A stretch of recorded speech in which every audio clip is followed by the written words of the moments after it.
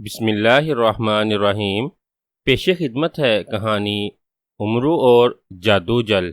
عمرو یار اپنے خیمے سے تیار ہو کر سردار امیر حمزہ کو صبح کا سلام کرنے کے لیے اپنے خیمے سے نکلا ہی تھا کہ اسے سامنے سے ایک لمبا تڑنگا اور مضبوط جسم والا نوجوان اپنی طرف آتا دکھائی دیا۔ اس نوجوان نے زرہ بختر جیسا لباس پہن رکھا تھا اور اس کے پہلو میں بڑی سی میان میں باری تلوار لٹک رہی تھی۔ نوجوان کے چہرے پر داڑھی مونچھیں تھیں اور وہ انتہائی جنگجو دکھائی دے رہا تھا۔ ارے یہ تو ہمارے لشکر کا نائب سپہ سالار ہادی ثانی ہے، یہ میری طرف کیوں آ رہا ہے؟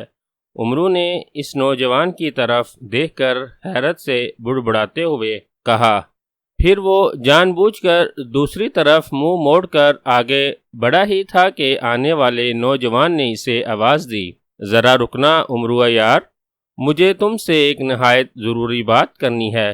نوجوان نے اونچی آواز میں کہا اور عمرو رک کر اس کی طرف دیکھنے لگا۔ نوجوان تیز تیز چلتا ہوا اس کے نزدیک آ گیا۔ تم نے مجھ سے کوئی بات کرنی ہے؟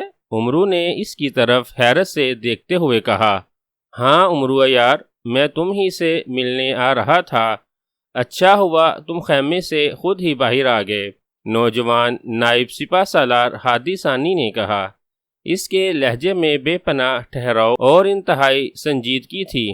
میرے پاس ابھی تم سے بات کرنے کے لیے وقت نہیں ہے، میں سردار امیر حمزہ کو صبح کا سلام کرنے جا رہا ہوں، جب میں واپس آؤں گا تب مجھ سے بات کر لینا۔ عمرو نے بھی سنجیدگی سے کہا۔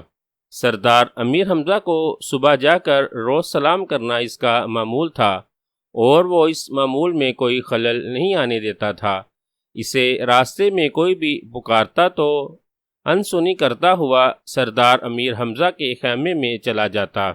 البتہ سردار امیر حمزہ کو سلام کرنے کے بعد واپس آ کر اس سے ضرور ملتا تھا جس نے اسے کسی بھی وجہ سے پکارا ہوتا تھا، مگر چونکہ ہادی ثانی کا درجہ تھا اسی لیے وہ اس کی آواز سن کر رک گیا۔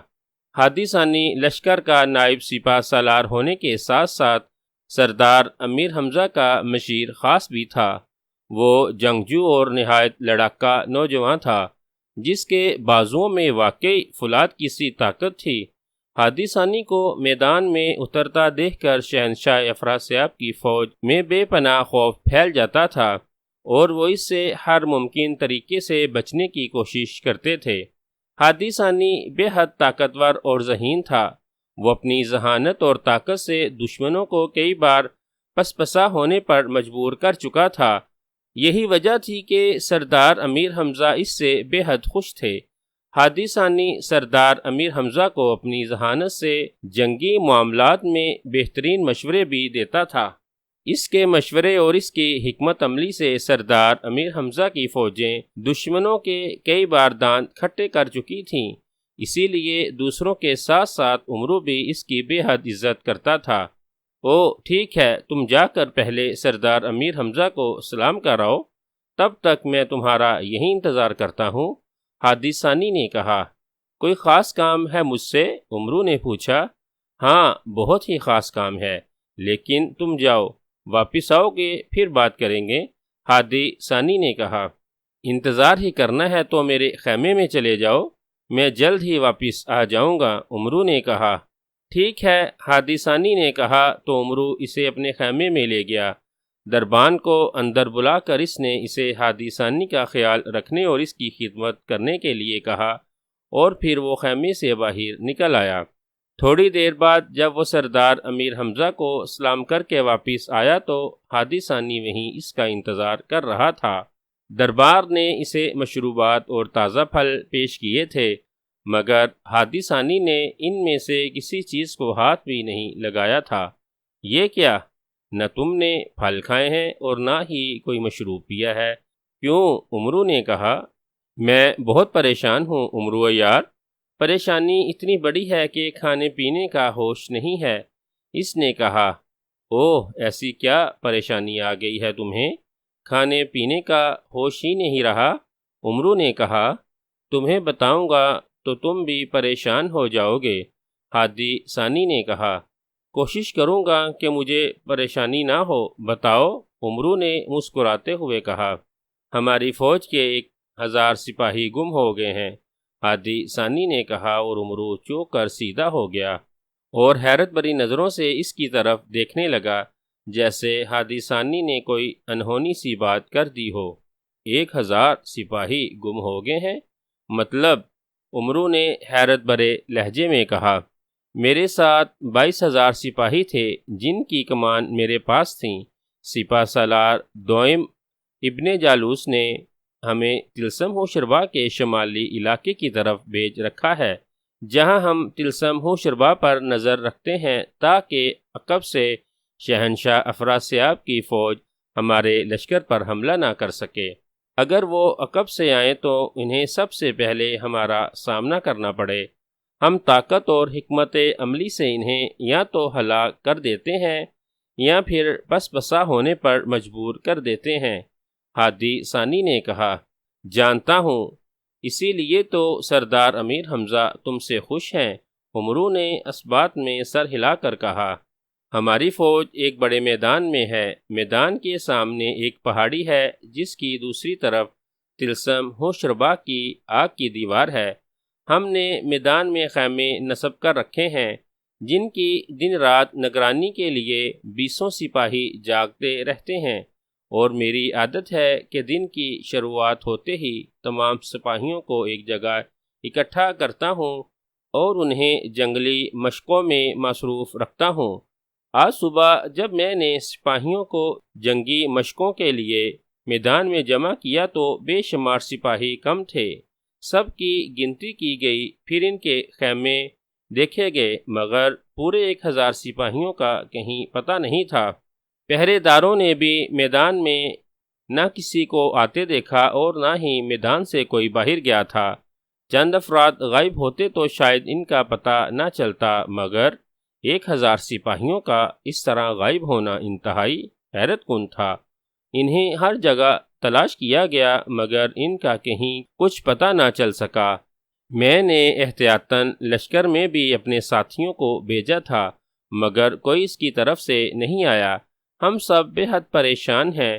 میری سمجھ میں نہیں آ رہا کہ میں کیا کروں۔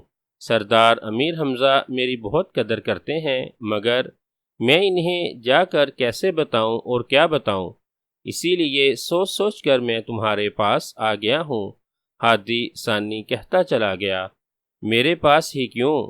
یہ بات تو تم کسی سپہ سالار کو بھی بتا سکتے تھے، تو وہ خود ہی سردار امیر حمزہ کو بتا دیتا۔ 1000 سپاہیوں کا غائب ہونا معمولی بات نہیں ہے۔ تمہیں یہ بات فوراً سردار امیر حمزہ کو جا کر بتانی چاہیے۔ عمرو نے کہا، 1000 سپاہیوں کی لاپتہ ہونے کا سن کر وہ بھی پریشان ہو گیا تھا۔ سپاہی راتوں رات اپنے خیموں سے غائب ہوئے ہیں عمرو یار، یہ کام کوئی بڑا جادوگر ہی کر سکتا ہے۔ تم جادوگروں کے خلاف کام کرتے ہو، وہ سب تم سے ڈرتے ہیں، اسی لیے میں کسی اور کے پاس جانے کی بجائے تمہارے پاس آیا ہوں تاکہ تم اس معاملے میں میری مدد کر سکو۔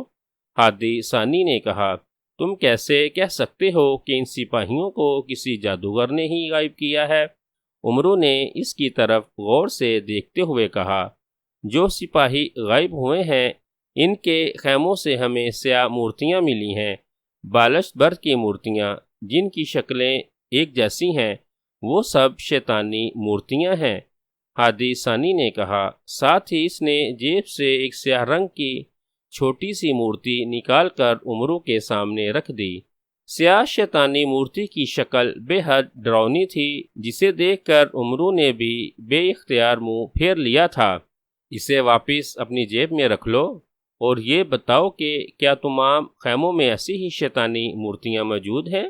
عمرو نے منہ بنا کر کہا تو ہادی ثانی نے اس بات میں سر ہلا کر مورتی واپس جیب میں رکھ لی۔ جن جن خیموں سے سپاہی غائب ہیں ان سب کے خیموں میں ایسی ہی مورتیاں موجود ہیں۔ ہادی ثانی نے کہا، ان شیطانی مورتیوں کو دیکھ کر ایسا لگتا ہے جیسے سپاہیوں کو کسی جادوگر نے نہیں بلکہ کسی شیطان نے غائب کیا ہو۔ عمرو نے کہا، جادوگروں اور شیطانوں میں کیا فرق ہے؟ ہادی ثانی نے کہا، بہت فرق ہے۔ شیطان اور ان کی ذریتیں الگ ہوتی ہیں اور جادوگر انسانی روپ میں ان کے پیروکار ہوتے ہیں۔ جادوگر انسانوں کو تو آسانی سے ہلاک کیا جا سکتا ہے، مگر شیطانوں اور ان کی ذریتوں کا مقابلہ الگ طریقے اور الگ ڈھنگ سے کیا جاتا ہے۔ عمرو نے کہا، اوہ، میں نے اور میری فوج نے تو آج تک صرف جادوگروں اور جادوگرنیوں کا ہی مقابلہ کیا ہے، ذریتوں اور شیطانوں کا نہیں۔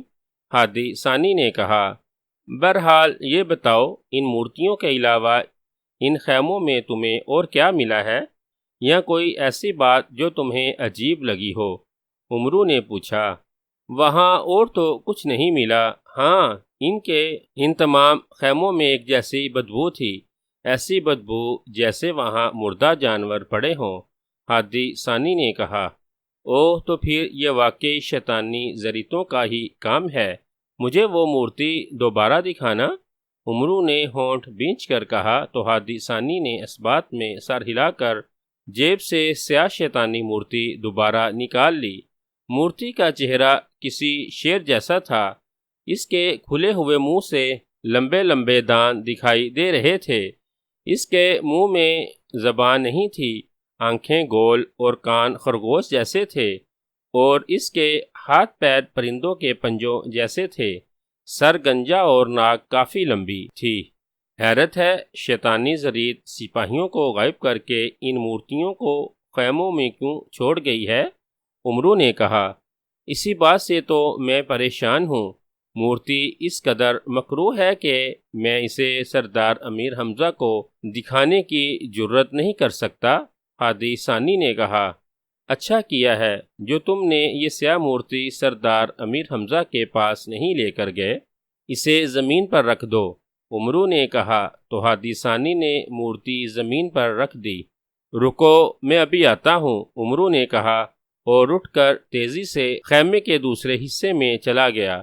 اس نے خیمے کے دوسرے حصے میں آ کر زنبیل سے سنگ سلیمان نکالا اور دائیں طرف ایک مٹکے پر رکھا پانی کا کٹورا اٹھا لیا۔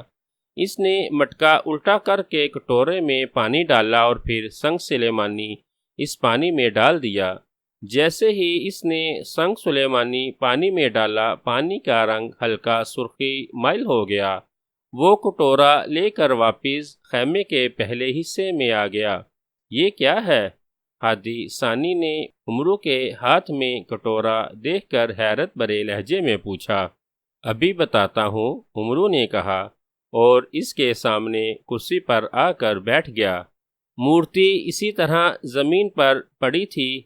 عمرو نے ہاتھ بڑھا کر کٹورا عین مورتی کے سر پر کیا اور کٹورے کا پانی اس مورتی پر ڈالنے لگا۔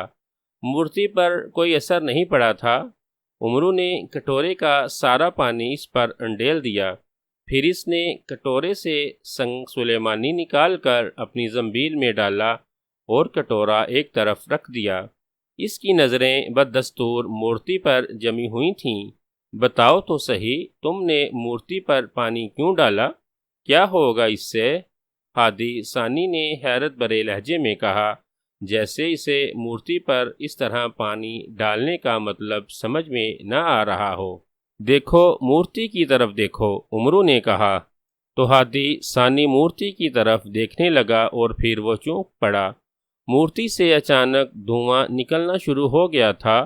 دھواں پہلے ہلکا ہلکا تھا، پھر دھواں تیز اور گاڑھا ہوتا چلا گیا۔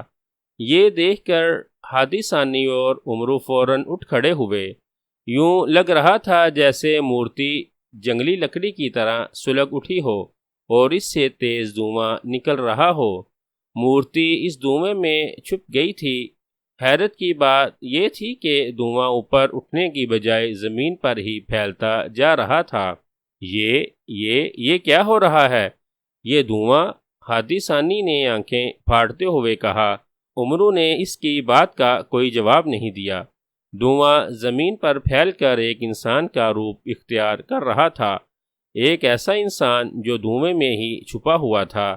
پھر اچانک اس دھوئیں میں پہلے ایک انسان کا چہرہ ابھرا تھا، پھر اس کا باقی جسم بھی نمودار ہوتا چلا گیا اور چند ہی لمحوں میں وہاں دھویں کی جگہ ایک انسان ذرا بختر پہنے نظر آ رہا تھا۔ شہنشاہ افراسیاب ابھی دربار میں آ کر بیٹھا ہی تھا کہ دربار میں ایک بوڑھی اور انتہائی بد شکل جادوگرنی آ گئی۔ اس بڑھیا نے سیاہ رنگ کا لبادِ جیسا لباس پہن رکھا تھا۔ بڑھیا کا رنگ بھی سیاہ تھا مگر اس کے بال برف کی مانند سفید تھے۔ اس کا چہرہ جھریوں سے بھی بھرا ہوا تھا اور اس کی گردن کی کھال تک لٹک رہی تھی۔ اس بڑھیا کی آنکھیں اندر کو دنسی ہوئی تھیں اور وہ کبڑی تھی۔ اس کے ہاتھ میں ایک لاٹھی تھی جسے زمین پر ٹیکتی ہوئی وہ دربار میں آئی تھی۔ شہنشاہ افراسیاب اور درباری اس بڑھیا کو دیکھ کر چونک کر یوں کھڑے ہو گئے تھے جیسے بڑھیا ان کے لیے انتہائی قابل احترام ہو۔ یہ بڑھیا شہنشاہ افراسیاب کی دادی تھی جس کا نام تو کچھ اور تھا مگر سب اسے بڑی ملکہ کہتے تھے۔ اس بڑھیا کی عمر 200 سال سے بھی زیادہ تھی۔ اس کے ہاتھ پیر یوں سوکھے ہوئے تھے جیسے خشک بانس کے ہوں۔ بڑی ملکہ محل کے تہہ خانے میں بنے ہوئے ایک شیطانی معبد میں رہتی تھی جہاں سے وہ کبھی کبھار ہی باہر آتی تھی۔ وہ جب بھی معبد سے باہر آتی تھی سب اس کے سامنے بچھ جاتے تھے۔ طلسم ہوشربا میں بڑی ملکہ کا درجہ بے حد بلند تھا اور وہ چونکہ خود بھی ایک بہت بڑی جادوگرنی تھی اس لیے طلسم ہوشربا کے تمام جادوگر اس سے بے حد ڈرتے تھے۔ شہنشاہ افراسیاب، ملکہ حیرت جادو اور شہنشاہ افراسیاب کی دوسری ملکائیں بھی بڑی ملکہ کا بے حد احترام کرتی تھیں اور معبد میں بڑی ملکہ کی تمام ضرورتوں کا وہ باری باری خود خیال رکھتی تھیں۔ بڑی اماں، آپ یہاں؟ مجھے حکم دے دیا ہوتا میں سر کے بل آپ کی خدمت میں حاضر ہو جاتا۔ شہنشاہ افراسیاب نے بکھلائے ہوئے لہجے میں کہا اور اپنے مرتبے کو بھول کر تیزی سے چبوترے سے اتر کر اس بڑھیا کی طرف بڑھتا چلا گیا۔ پاس آ کر اس نے بڑھیا کا ہاتھ پکڑا اور پھر اسے کاندھے سے پکڑ کر اپنے ساتھ اپنے تخت کی طرف لے جانے لگا۔ بڑھیا نے اس پر کوئی اعتراض نہیں کیا تھا۔ شہنشاہ افراسیاب نے اسے قدم با قدم چبوترے پر چڑھایا اور پھر اپنے تخت کے پاس لے گیا۔ تشریف رکھیے بڑی اماں، میرے تخت پر بیٹھ جائیے، شہنشاہ افراسیاب نے بڑے موزبانہ لہجے میں کہا اور بڑھیا اس کے تخت پر بیٹھ گئی۔ اس نے سر اٹھا کر درباریوں کی طرف دیکھا، پھر وہ شہنشاہ افراسیاب کی طرف دیکھنے لگی جو اس کے قریب ہاتھ باندھ کر غلاموں کی طرح کھڑا ہو گیا تھا۔ افراسیاب، بڑھیا نے لڑکھڑاتی ہوئی آواز میں کہا۔ جی بڑی اماں، حکم؟ شہنشاہ افراسیاب نے سر جھکا کر موزبانہ لہجے میں کہا۔ میرے پاس بیٹھ جاؤ۔ ان سب سے کہو کہ یہ بھی بیٹھ جائیں، بڑی ملکہ نے کہا۔ نہیں بڑی اماں، آپ کے سامنے بیٹھنے کی کوئی جرت کیسے کر سکتا ہے؟ شہنشاہ افراسیاب نے جلدی سے کہا۔ یہ میرا حکم ہے، بڑی ملکہ نے غصیلی آواز میں کہا۔ او، آپ کے حکم پر تو میں اپنا سر بھی کاٹ کر آپ کے قدموں میں رکھ سکتا ہوں، شہنشاہ افراسیاب نے کہا۔ تو پھر اس نے درباریوں کو بیٹھنے کا حکم دیا تو درباری اپنی اپنی مخصوص نشستوں پر بیٹھ گئے۔ تم بھی میرے ساتھ تخت پر بیٹھ جاؤ، بڑی ملکہ نے کہا۔ جو حکم بڑی اماں، شہنشاہ افراسیاب نے سعادت مندی سے کہا اور بڑی ملکہ کے ساتھ تخت پر بیٹھ گیا۔ کیا تم جانتے ہو کہ میں یہاں کیوں آئی ہوں؟ بڑی ملکہ نے شہنشاہ افراسیاب سے مخاطب ہو کر پوچھا۔ نہیں بڑی اماں، اسی لیے میں نے کہا تھا کہ مجھے پیغام بھجوا دیا ہوتا، میں خود آپ کی خدمت میں حاضر ہو جاتا، شہنشاہ افراسیاب نے اسی طرح بڑے موزبانہ لہجے میں کہا۔ نہیں، میں تمہارے درباریوں میں سے کسی طاقتور جادوگر کو لینے یہاں آئی ہوں، بڑی ملکہ نے کہا۔ طاقتور جادوگر؟ شہنشاہ افراسیاب نے چونک کر کہا۔ ہاں، ایک لمبا تڑنگا مضبوط جسم والا جادوگر جو لڑائی بڑائی کا بھی ماہر ہو، جس کے بازو فولاد کی طرح مضبوط ہوں اور جس کا دل چٹان کی طرح ٹھوس ہو۔ بڑی ملکہ نے کہا، اوہ، لمبے چوڑے اور طاقتور جادوگر تو یہاں بہت ہیں بڑی اماں، مگر چٹانوں جیسا ٹھوس دل اور فولادی بازوؤں والا جادوگر تو یہاں کوئی نہیں ہے۔ کیوں؟ آپ ایسے جادوگر کو کیوں تلاش کر رہی ہیں؟ شہنشاہ افراسیاب نے کہا، میں اس جادوگر کو سردار امیر حمزہ اور اس کی فوج کے خلاف استعمال کرنا چاہتی ہوں، جو دن با دن تمہاری فوج پر حاوی ہوتے جا رہے ہیں۔ بڑی ملکہ نے کہا، اوہ، تو آپ ہماری اور سردار امیر حمزہ کی فوجوں کی لڑائیوں سے بھی واقف ہیں؟ شہنشاہ افراسیاب نے چونک کر کہا، وہ حیران اس لیے ہو رہا تھا کہ اس نے بڑی اماں کو یہ بھی نہیں بتایا تھا کہ اس کی فوجیں اور سردار امیر حمزہ کی فوجیں جنگ کی حالت میں ہیں۔ یہ بتانے سے اس نے تمام ملکاؤں کو بھی منع کر رکھا تھا۔ اس کے باوجود بڑی ملکہ یوں بات کر رہی تھیں جیسے وہ سب کچھ جانتی ہو۔ ہاں، مجھے سب کچھ معلوم ہے۔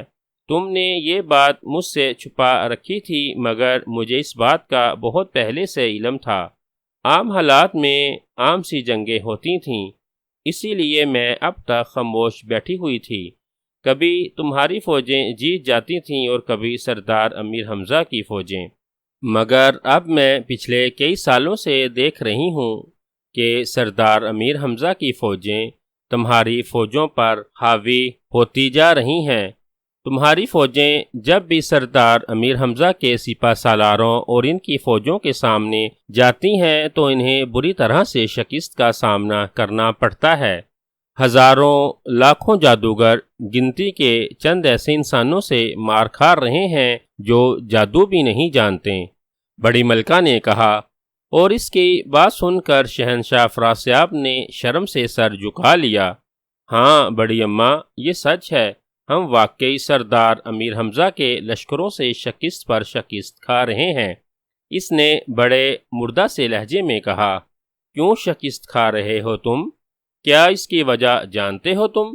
بڑی ملکہ نے اس کی طرف غسیلی نظروں سے دیکھتے ہوئے کہا، نہیں بڑی اماں، اگر اس بات کا پتہ ہوتا تو پھر ہم بھلا اس کی مٹھی بھر فوج سے کیسے شکست کھا سکتے تھے؟ شہنشاہ افراسیاب نے کہا، میں تمہیں بتاتی ہوں، تمہاری جادوگروں کی فوج ان لوگوں سے صرف اس لیے شکست کھا رہی ہے کہ وہ سب مسلمان ہیں۔ مسلمانوں کے ساتھ نیکیوں اور روشنیوں کی طاقتیں ہوتی ہیں جو انہیں ہر مشکل اور مصیبت سے بچا لیتی ہیں۔ وہ تمہارے خلاف لڑتے بھی ہیں اور اپنی عبادت سے بھی غافل نہیں ہوتے۔ ان کی عبادت ہی ان کی طاقت بن جاتی ہے، جو انہیں ہر قسم کے جادو سے بھی محفوظ رکھتی ہے، اور جادوگروں سے بھی۔ اس لشکر میں جتنے بھی عبادت کرنے والے لوگ ہیں، ان پر عام جادوگروں کا تو کیا تمہارا بھی جادو اثر نہیں کر سکتا، اسی لیے وہ بے جگری اور بے خوفی سے لڑتے ہیں۔ تمہارے جادوگر ان کے سامنے عام سپاہیوں سے بھی کمزور پڑ جاتے ہیں۔ ان کا ایک ایک سپاہی تمہاری فوج کے درجنوں جادوگروں کو ہلاک کر دیتا ہے، اور وہ اس کا بال بھی بیکھا نہیں کر سکتے۔ بوڑھی ملکہ نے کہا، میں جانتا ہوں بڑی اماں، مگر میری فوج جادو کے ساتھ ساتھ ان سے دست بدست لڑائی میں بھی ہار جاتی ہے۔ ہمارے بڑے بڑے جنگی سورما ان کے عام سپاہیوں کے آگے بھیڑ بن جاتے ہیں، جنہیں وہ لمحوں میں کاٹ کر پھینک دیتے ہیں۔ شہنشاہ افراسیاب نے کہا، ان مسلمانوں کی اصل طاقت ان کی عبادت ہے۔ اگر انہیں کسی طرح عبادت کرنے سے روک دیا جائے تو ان کی ساری طاقتیں کمزور پڑ جائیں گی۔ جس طرح تمہارے بہادر سورما ان کے سامنے بھیڑ بن جاتے ہیں، اگر وہ عبادت کرنا چھوڑ دیں تو تمہارے ایک عام جادوگر کے سامنے ان کے بڑے بڑے سورما بھیڑ بن جائیں گے، اور پھر تمہاری شکست فتح و کامرانی میں بدل جائے گی۔ بوڑھی ملکہ نے کہا، مگر ہم انہیں بلا عبادت کرنے سے کیسے روک سکتے ہیں؟ شہنشاہ افراسیاب نے چونک کر کہا، یہ کام میں کر سکتی ہوں۔ تم مجھے کسی ایسے آدمی کا بتاؤ جو مخبری کے لیے آسانی سے ان کے لشکر میں آ جا سکتا ہو۔ بڑی ملکہ نے کہا، مخبری کا کام تو ہمارے جاسوس جادوگر کرتے ہیں۔ شہنشاہ افراسیاب نے کہا، جاسوس جادوگر؟ ٹھیک ہے، کہاں ہے وہ؟ بڑی ملکہ نے پوچھا۔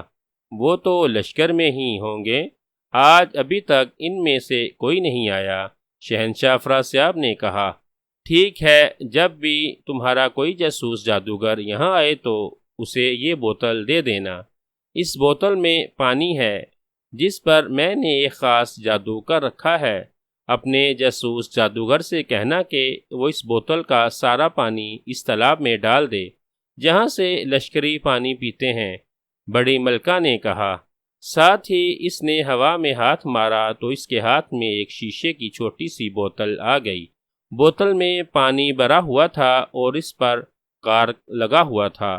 او مگر اس سے کیا ہوگا؟ شہنشاہ افراسیاب نے بڑی ملکہ سے بوتل لیتے ہوئے کہا۔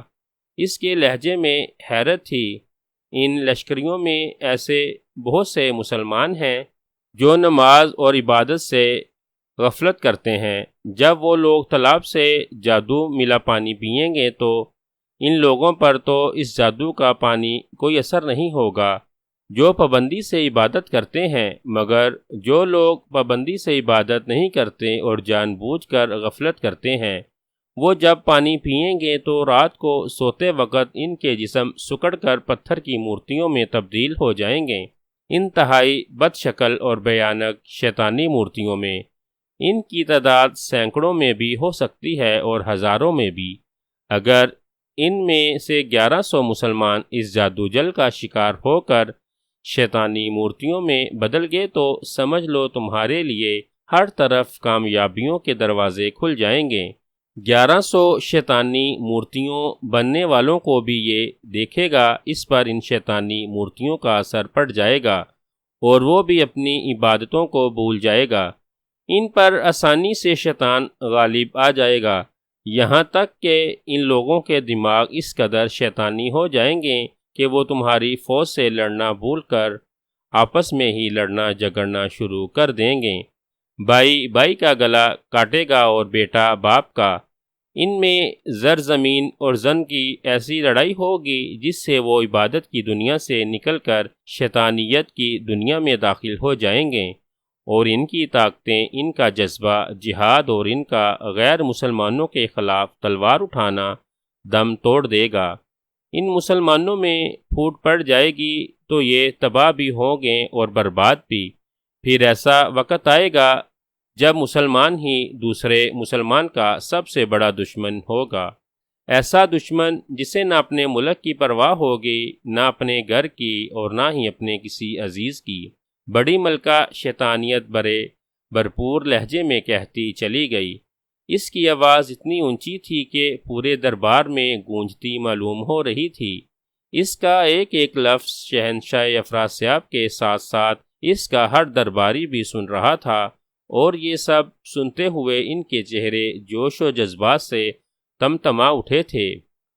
اگر ایسا ہو جائے تو پھر ہم ان مٹھی بھر مسلمانوں پر تو کیا پوری دنیا کے مسلمانوں پر حکمرانی کر سکتے ہیں، شہنشاہ افراسیاب نے انتہائی مسرت بھرے لہجے میں کہا۔ بالکل، مگر یہ ضروری ہے کہ اس جادو جل سے کم از کم 1100 آدمی سیاہ مورتیوں میں تبدیل ہوں، بڑی ملکہ نے کہا۔ کیا یہ ضروری ہے بڑی اماں کہ ایک ہی وقت میں 1100 مسلمان اس جادو جل کا شکار ہوں؟ شہنشاہ افراسیاب نے کہا، اس جادو جل کا اثر تالاب میں ایک دن اور ایک رات رہے گا، اور دنیا میں ایسا کوئی انسان نہیں ہے کہ ایک دن اور ایک رات پیاسا رہے۔ بس اس ایک دن اور ایک رات کے عمل میں ان میں سے 1100 مسلمان شیطانی مورتی بننے ضروری ہیں، بڑی ملکہ نے کہا۔ اور اگر اس میں سے کچھ تعداد کم ہو جائے تو، شہنشاہ افراسیاب نے کہا، تب تمہیں انتظار کرنا ہوگا۔ جس تالاب میں یہ جادو جل ملے گا، ایک رات اور ایک دن کے بعد اس کا اثر ختم ہو جائے گا، مگر جب 1 سال بعد اسی دن تالاب میں پھر جادوئی اثر پیدا ہو جائے گا، تب بھی ویسا ہی ہوگا جو میں بتا چکی ہوں۔ پھر بھی 1100 مسلمان سیاہ مورتیاں نہ بنے تو اس سے اگلے سال بعد یا اس سے بھی اگلے سال بعد یہ کام ضرور ہو جائے گا۔ یہ سلسلہ اس وقت تک جاری رہے گا جب تک تالاب خود بخود قدرتی طور پر خشک نہیں ہو جاتا۔ بڑی ملکہ نے کہا، اوہ، تب تو میں شیطان اعظم سے یہی التجا کروں گا کہ پہلی ہی بار میں 1100 کی تعداد میں مسلمان سیاہ مورتیاں بن جائیں۔ اتنا طویل انتظار کرنا شاید ہمارے لیے ممکن نہ ہو۔ شہنشاہ افراسیاب نے کہا، میں بھی شیطان اعظم سے یہی التجا کروں گی۔ بڑی ملکہ نے کہا اور پھر اٹھ کھڑی ہوئی۔ شہنشاہ افراسیاب نے اسے کچھ دیر رکنے اور خدمت کرنے کا موقع دینے کی خواہش کا اظہار کیا، مگر بڑی ملکہ نے انکار کر دیا اور وہاں سے نکل گئی، اور شہنشاہ افراسیاب کسی جاسوس جادوگر کے آنے کا بے چینی سے انتظار کرنے لگا تاکہ جادو جل کی بوتل اس کے حوالے کر کے سردار امیر حمزہ کے لشکر کو تباہی اور بربادی کے دہانے پر لا سکے۔ یہ تو ہمارے ہی لشکر کا سپاہی ہے، ہادی ثانی نے دھویں سے ایک انسان کو ظاہر ہوتا دیکھ کر آنکھیں پھاڑتے ہوئے کہا۔ عمرو بھی ہونٹ بھینچے اس سپاہی کو دیکھ رہا تھا جس کی آنکھیں بند تھیں، یوں لگ رہا تھا جیسے وہ گہری نیند سو رہا ہو۔ ہاں، مجھے یہی شک تھا، تمہارے سپاہیوں کو ہی سیاہ مورتیوں میں بدلا گیا ہے۔ عمرو نے ہونٹ بھینچتے ہوئے کہا، بدلا گیا ہے مطلب؟ ہادی ثانی نے حیران ہو کر کہا، ان پر جادو کیا گیا ہے ہادی ثانی، یہ جادو کے زور سے شیطانی مورتیاں بنے ہیں۔ عمرو نے کہا، جادو؟ او مگر کیسے؟ ان پر بھلا کوئی جادو کیسے کر سکتا ہے؟ ہم عبادت گزار مسلمان ہیں، ہمارے درمیان بھلا کوئی جادو کیسے آ سکتا ہے؟ ہادی ثانی نے چونکتے ہوئے کہا، یہاں طاقتور جادوگر تو نہیں آ سکتا، مگر جاسوس جادوگر ضرور آ سکتا ہے۔ ان جاسوس جادوگروں کا جادو بے حد محدود ہوتا ہے، وہ عام انسانوں جیسے ہوتے ہیں جن کے ساتھ شیطانی ذریتیں اور شیطانی طاقتیں نہیں ہوتیں۔ عمرو نے کہا، ہاں، مگر ایک عام جادوگر اتنے بڑے پیمانے سے جادو کیسے کر سکتا ہے؟ یہاں 1000 مورتیاں موجود ہیں، اگر وہ سب ہمارے سپاہی ہیں تو انہیں ایک ساتھ عام جادوگر مورتیوں میں کیسے بدل سکتا ہے، وہ بھی شیطانی مورتیوں میں؟ ہادی ثانی نے اپنی بات پر زور دیتے ہوئے کہا، یہاں کچھ تو ضرور ہوا ہے، یہ کام واقعی کسی عام جادوگر کا نہیں ہو سکتا۔ عمرو نے کہا، تو پھر اب کیا کیا جائے؟ ہادی ثانی نے اس پریشانی کے عالم میں کہا۔ اسی لمحے بے ہوش سپاہی نے کراہتے ہوئے آنکھیں کھول دیں۔ پہلے وہ خالی نظروں سے ادھر ادھر دیکھتا رہا، پھر اس کی نظریں جیسے ہی اپنے سالار اور عمرو پر پڑیں تو وہ بکھلا کر اٹھ کھڑا ہو گیا۔ اس کے چہرے پر شدید حیرت تھی۔ آپ یہاں میرے خیمے میں؟ اس نے حیرت زدہ لہجے میں کہا۔ تم اپنے خیمے میں نہیں، میرے خیمے میں ہو، عمرو نے کہا تو وہ چون کر ادھر ادھر دیکھنے لگا۔ اوہ، مگر میں یہاں کیسے آ گیا؟ میں رات اپنے خیمے میں ہی سویا تھا، اس نے اور زیادہ حیرت بھرے لہجے میں کہا۔ تمہارا نام کیا ہے؟ عمرو نے اس سے پوچھا۔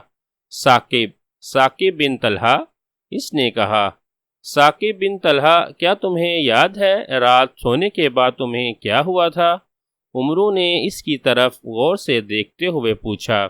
کیا ہوا تھا؟ کچھ بھی نہیں، میں تو سکون سے سو رہا تھا، اب میری آنکھ کھلی ہے۔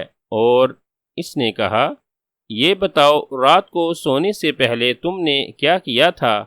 تم سے کون کون آ کر ملا تھا؟ عمرو نے پوچھا۔ اوہ، مگر آپ یہ سب کچھ کیوں پوچھ رہے ہیں؟ آخر بات کیا ہے؟ اس نے کہا۔ تم سے جو پوچھا جا رہا ہے اس کا جواب دو۔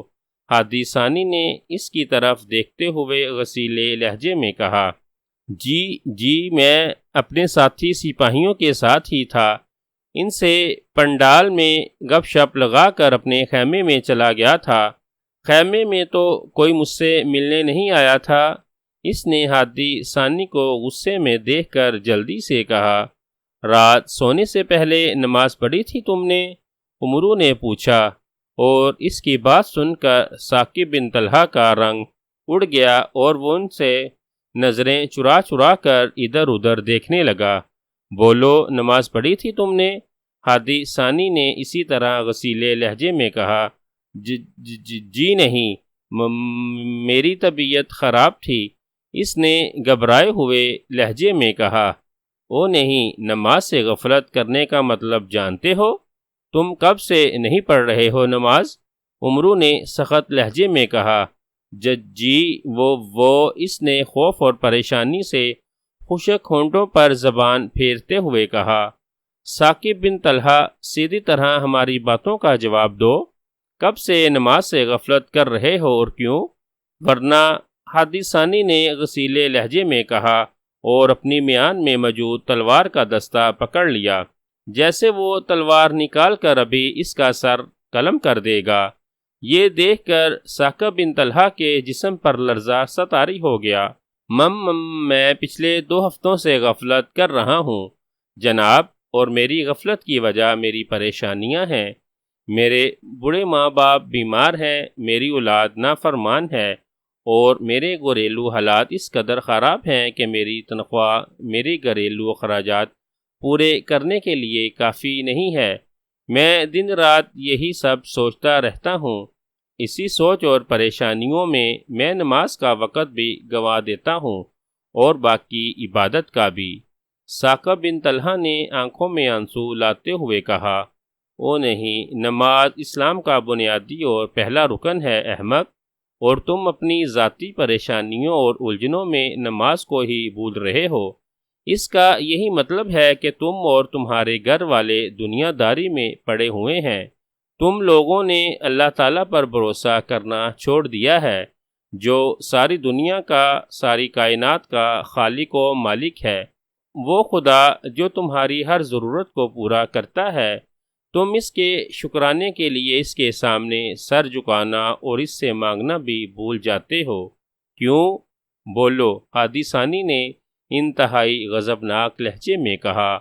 وہ غیظ و غضب سے اٹھ کر کھڑا ہو گیا تھا اور اس نے ایک جھٹکے سے میان سے تلوار کھینچ لی تھی۔ ثاقب بن طلحہ کا رنگ خوف سے زرد پڑ گیا تھا اور وہ یوں لرز رہا تھا جیسے اسے جاڑے کا بخار ہو۔ اسے جانے دو ہادی ثانی، یہ نماز سے غفلت اور اللہ تعالیٰ کی نعمتوں کی ناشکری کر کے اپنی گردن میں خود ہی گناہوں کا طوق پہن رہا ہے۔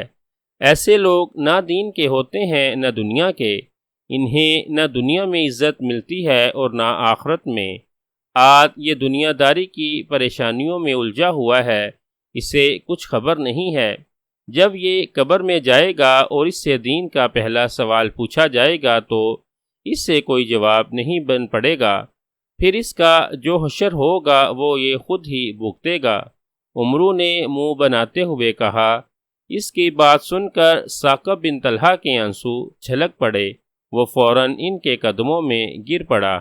مجھے معاف کر دیں، مجھ سے بھول ہو گئی، میں واقعی گناہ گار ہوں، میں دنیا داری میں پڑھ کر احسان خداوندی بھول بیٹھا ہوں، میں نے واقعی سب کچھ ترک کر رکھا تھا، یہی سب میری پریشانیوں، مصیبتوں اور تکلیفوں کا باعث بن رہا تھا، مجھے معاف کر دیں۔ میں آپ سے وعدہ کرتا ہوں کہ آج کے بعد میں کوئی نماز قضا نہیں جانے دوں گا، میں سجدے میں گر کر اللہ تعالیٰ سے گڑ گڑا کر اپنی نادانیوں کی معافی مانگوں گا۔ میں اس نے بری طرح روتے ہوئے کہا۔ اٹھو اور جاؤ یہاں سے، اللہ تعالیٰ کی رسی مضبوطی سے تھامے رکھو گے تو فائدے میں رہو گے، اس سے منہ موڑو گے تو گھاٹے اور نقصان کے سوا تمہیں کچھ بھی نہیں ملے گا۔ ہادی ثانی نے اسے اٹھاتے ہوئے نرم لہجے میں کہا اور ثاقب بن طلحہ وہاں سے روتا ہوا نکل گیا۔ اب ہادی ثانی نے اس کے جانے کے بعد عمرو سے سوالیہ انداز میں پوچھا۔ عمرو نے زنبیل سے دوبارہ سنگ سلیمانی نکالا اور اس کے ہاتھ پر رکھ دیا۔ یہ لے جاؤ اور کٹورا بھر پانی میں بھگو کر وہ پانی سب پر ڈال دو، اللہ نے چاہا تو سب شیطانی مورتیوں سے اصلی حالت میں آ جائیں گی۔ اس دوران میں دیکھتا ہوں کہ یہ کس کی پھیلائی ہوئی شیطانیت ہے، پھر جو بھی ہوا اس سے میں خود ہی نبڑ لوں گا۔ عمرو نے کہا تو ہادی ثانی نے اس بات میں سر ہلا دیا، پھر وہ سنگ سلیمانی لے کر وہاں سے رخصت ہو گیا۔ اس کے جانے کے بعد عمرو نے زنبیل سے سنہری تختی نکال لی۔ اب اسے سنہری تختی ہی اس عجیب و غریب شیطانی چکر کے بارے میں کچھ بتا سکتی تھی۔ گھوڑے کی ہن ہناہٹ سن کر تلسم شربا کے سرحدی محافظ بری طرح سے چونک پڑے۔ یہ آواز انہیں آگ کی دیوار کے دوسری طرف سے آتی ہوئی معلوم ہوئی تھی۔ وہ 8 جادوگر تھے جنہوں نے سرحدی حصے میں حفاظت اور نگرانی کے لیے جھونپڑیاں بنا رکھی تھیں۔ ان کی جھونپڑیاں آگ کی دیوار سے کچھ ہی دور تھیں۔ آگ کی دیوار کی دوسری طرف کوئی بھی جادوگر انہیں آواز دیتا تو وہ اس سے پوچھ گچھ کر کے اس کے لیے راستہ کھول دیتے تھے۔ ان کا ایک سردار تھا جو نام کے بجائے سردار جادوگر ہی کہلاتا تھا۔ اس کی جھونپڑی دوسرے جادوگروں کے مقابلے میں زیادہ بڑی اور خوبصورت تھی۔ وہ بھی اس وقت پہرے داروں کے ساتھ ہی کھڑا تھا، اسی لیے گھوڑے کی ہنہناہٹ اس نے بھی سن لی تھی۔ گھوڑا، یہ تو کسی گھوڑے کی آواز معلوم ہوتی ہے، سردار جادوگر نے حیرت بھرے لہجے میں کہا۔ وہ سب گھوڑے کی آواز سن کر اس لیے حیرت زدہ ہو رہے تھے کہ اس طرف جو بھی جادوگر آتے تھے وہ جادوئی اژدہوں، شتر مرغوں، ہاتھیوں یا پھر جادوئی تختوں پر ہی سوار ہو کر آتے تھے۔ کوئی جادوگر گھوڑے پر سوار ہو کر تلسم شربا کی طرف نہیں آتا تھا، بلکہ شہنشاہ افراسیاب نے تمام تلسم شربا میں کسی بھی گھوڑے کے داخلے پر پابندی لگا رکھی تھی۔ شہنشاہ افراسیاب نے یہ پابندی تلسم شربا میں جاسوسوں کا داخلہ روکنے کے لیے لگائی تھی، جو جادوگروں کا بیس بدل کر تلسم شربا میں گھس آتے تھے۔ ان کے پاس چونکہ کوئی جادوئی سواری نہیں ہوتی تھی، اسی لیے وہ عموماً پیدل یا پھر گھوڑوں پر ہی سوار ہو کر آتے تھے۔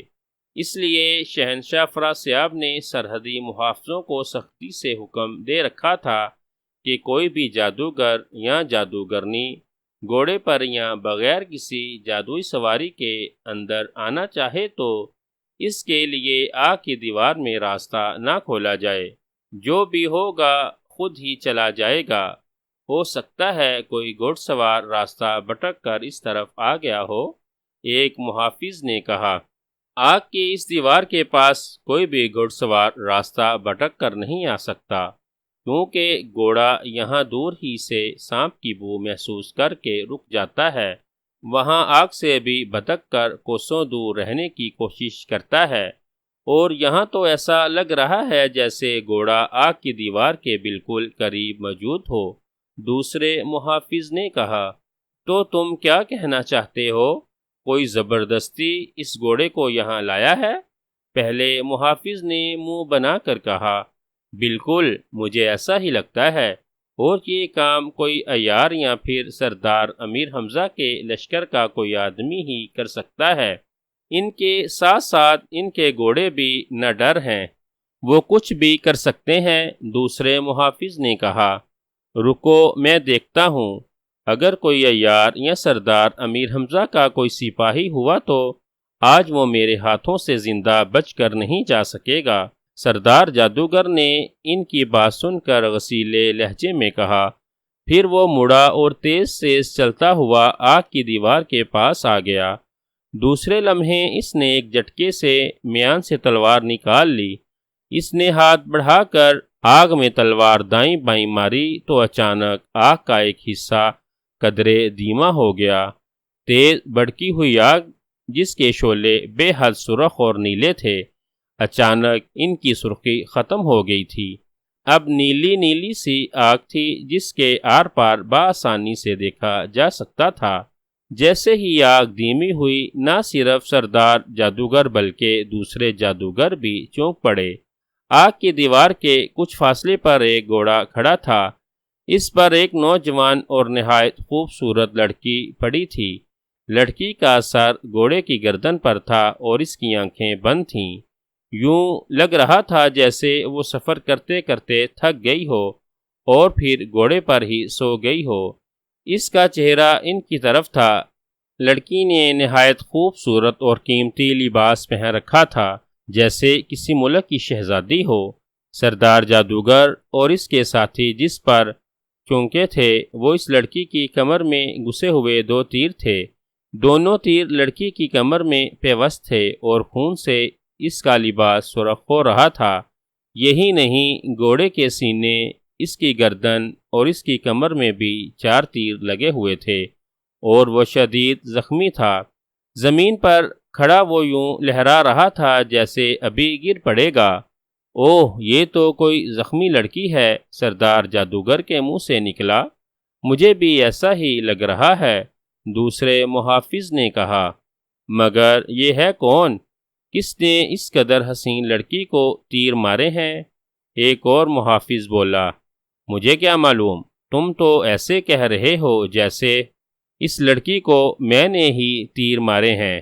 پہلے محافظ نے منہ بنا کر کہا، تم سب اپنی اپنی بکواس بند کرو اور باہر جا کر دیکھو کہ کیا لڑکی زندہ ہے یا مر چکی ہے۔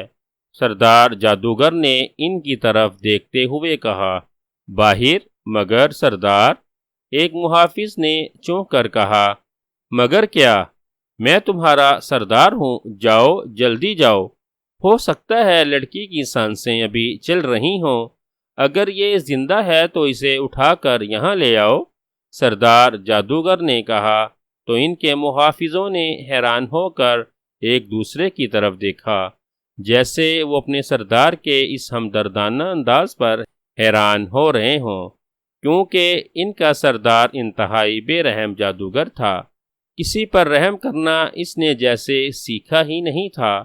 اس کے سامنے اس کا کوئی ساتھی بھی پڑا زخموں سے تڑپ رہا ہوتا تھا تو وہ بجائے اس کی مدد کرنے اور اس سے ہمدردی کرنے کے اپنے ہاتھوں سے اس کی گردن اڑا دیتا تھا۔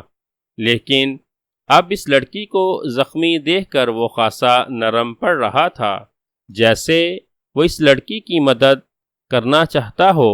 محافظ جادوگر چونکہ اس کے احکامات کے پابند تھے، اسی لیے انہوں نے آگ کی دیوار ہٹائی اور باہر نکل گئے۔